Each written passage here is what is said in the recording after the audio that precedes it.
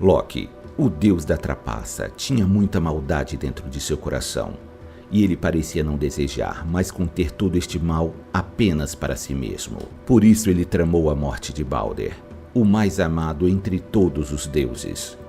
Após a morte de Balder, os deuses enviaram Hermod para que ele fosse até Hel, o mundo dos mortos, e tentasse trazer seu irmão Balder de volta para o reino de Asgard. Hermod teve a grata notícia de que a deusa Hela estava disposta a devolver Balder de volta ao reino dos deuses Aesir, desde que todos os seres lamentassem a morte do deus e desejassem o retorno de Balder. Os deuses ficaram contentes com tal notícia, já que Balder era amado por todos.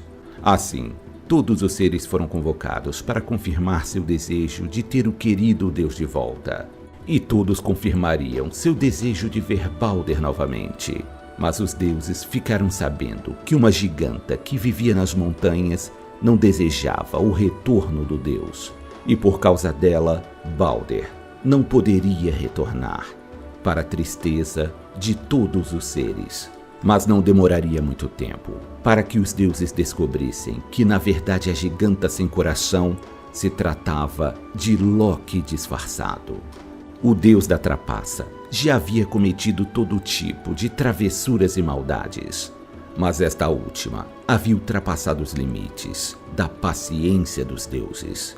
Os asgardianos chegaram ao consenso de que Loki deveria encarar um terrível castigo.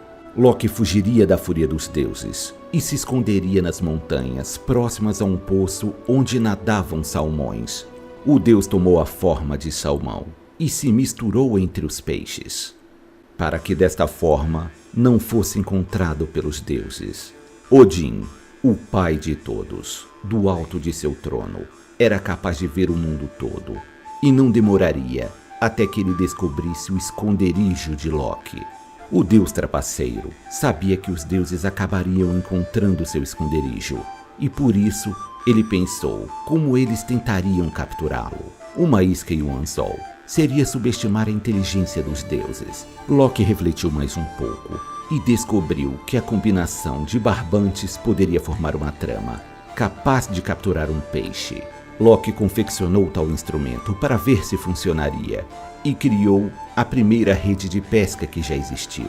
Após entender como ela funcionava, ele bolou uma estratégia para escapar das redes.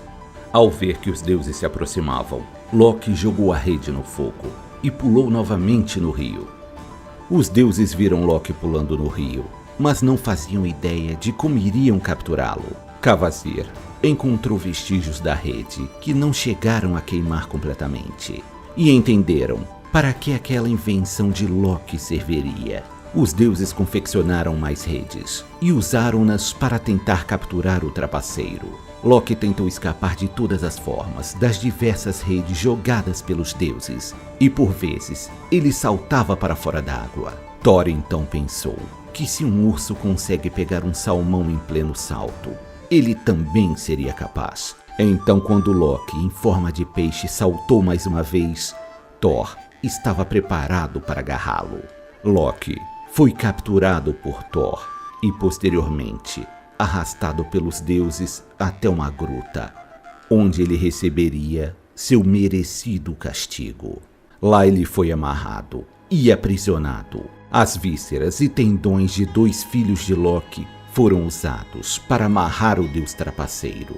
Alguns deuses desejavam tirar a vida do deus por conta do que ele havia feito com Balder, mas Loki havia feito um pacto de sangue com Odin, em que, apesar de suas origens distintas, eles seriam como irmãos, e por isso Odin não permitiria o extermínio de Loki. Mas a simples prisão seria uma punição muito branda para o traidor, e por isso Skadi trouxe uma serpente com saliva tóxica e a colocou em uma estalactite que ficava sobre a cabeça de Loki.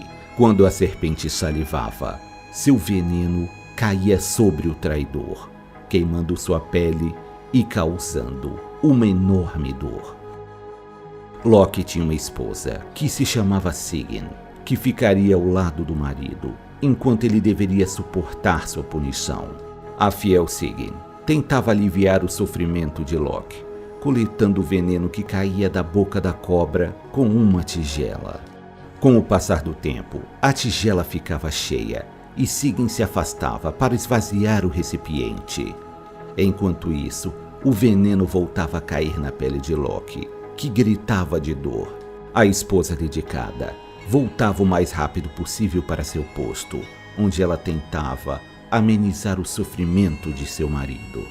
Cada gota de veneno que caía sobre Loki só fazia aumentar seu desejo de vingança. O deus jurou retribuir aos deuses de Asgard todo o sofrimento que lhe foi imposto, quando eles se reencontrassem durante o Ragnarok.